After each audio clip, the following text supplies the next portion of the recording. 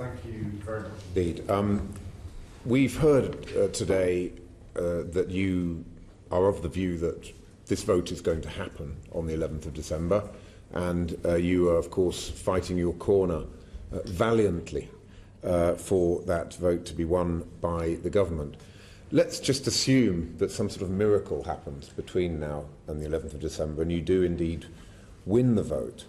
How long do you think it will take to turn this relatively open-ended and vague political declaration into a binding international treaty, assuming that you can start on the 30th of March?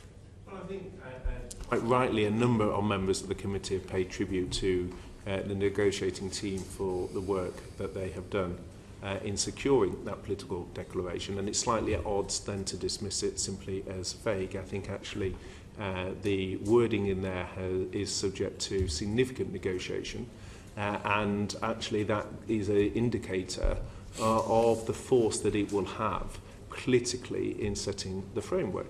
Now, to the crux of your question, Mr. Kinnock, in terms of the timeframes, I would refer to Part 5 of the political declaration. That gives a clear steer as to what the aspiration. I've just referred in my answer to Mr. Grant in terms of fishing and our aspiration to have a deal concluded by July 2020. I think one of the issues as we look to the governance within Whitehall, we look at how we take this work forward.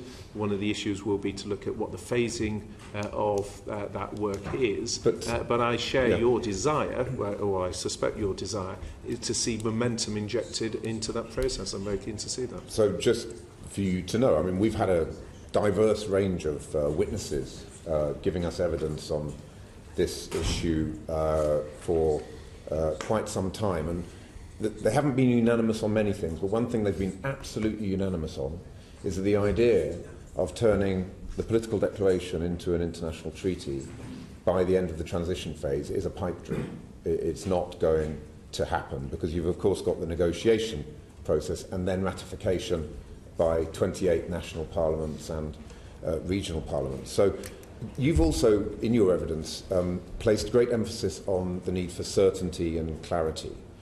Would you not accept that if the political declaration were amended to make a specific commitment to an off-the-shelf model, such as the Norway Plus model, that is the only way in which we'd have a chance of having this negotiated and ratified well before the end of the transition phase? Would you accept that an off-the-shelf model like that actually gives precisely the certainty and clarity and stability that the country is desperately crying out for in these turbulent times, and that you indeed have been emphasising? No, I absolutely see the point you're driving at, but my concern is that I don't think the Norway option respects the referendum result. I think I met the Norwegian Foreign Minister last week, and I think the rule-taking element that applies in Norway would have a... I'm very happy to have a discussion about it, but if you could just, this point about, do you accept that off-the-shelf has a chance of getting done and dusted within the transition phase? A more open-ended thing like this has no chance whatsoever of being negotiated and ratified by December 2020. No, because firstly, one of the key achievements that the Prime Minister has made has been shifting the dialogue from this binary off-the-shelf Norway or Canada debate into something that better reflects the shared values, the close working relationships, the 40-plus years of interrelationship with Europe. And that is the bespoke model. Now, the concern I have with Norway, and I know that the colleagues across the House have raised the issue of Norway, but the difficulty there is that you continue to make payments, you continue to have freedom of movement, but also, as someone who was the Minister for Financial Services, I think there's significant issues in terms of the consequence to the financial services industry of taking rules. If you look at, for example, Lloyd's of London, if you look at, for example, building societies that have a distinct model, there are issues in terms of rule-taking, particularly in areas like financial services, that would be very welcome for the UK, much more so than they would be in the case of Norway. If we then just look at the other scenario, which seems more likely, which is that the motion will be rejected by the House on the 11th of December, do you agree that it's the Prime Minister's moral duty as a public servant to have a plan B in place? It's a moral issue. Well, we've covered, I think, twice now the issue of Plan B. Our commitment as a government is to win the vote. That is what everyone is focused on in government, and that is what I will be working very hard on between now and the 11th.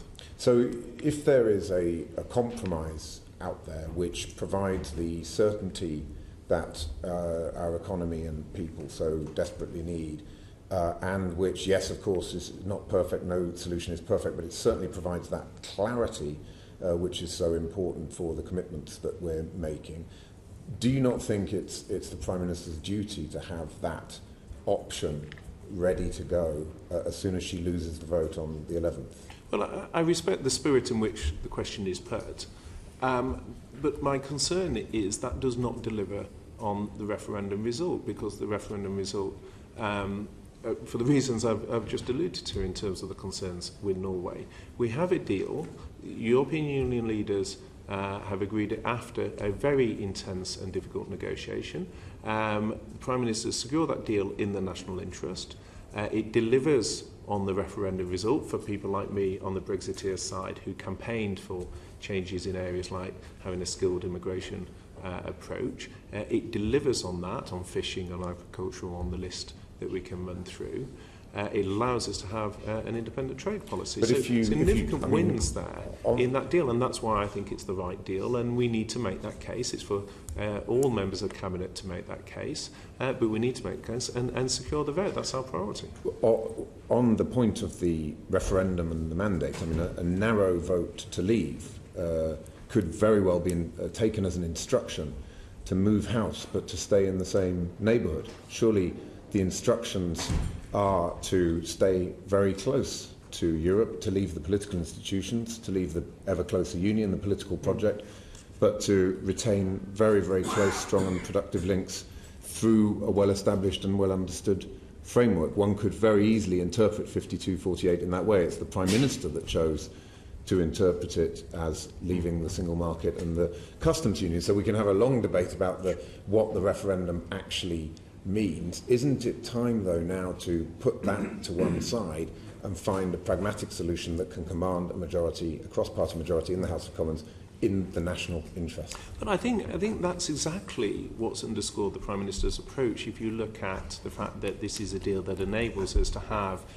security relationships with Europe that no other third party will have. This is a reflection of the bespoke nature of the relationship. We're not part of Schengen. The previous narrative in terms of Schengen, which Ollie we're very familiar with, is if you're not part of Schengen, you can't be part of some of the security arrangements there. Now, actually, I firmly believe this is in our mutual interest. Some of the databases, the UK puts more information onto it, as I understand it, than anyone else. So it's in both sides' interest. Both sides want to pick up if there's passengers who are a concern to law enforcement. Both parties want to ensure that we're picking up that passenger information if there's criminals moving between countries that they are identified. And the political declaration enables very close security cooperation. It enables the supply of goods to flow across the borders, but it does so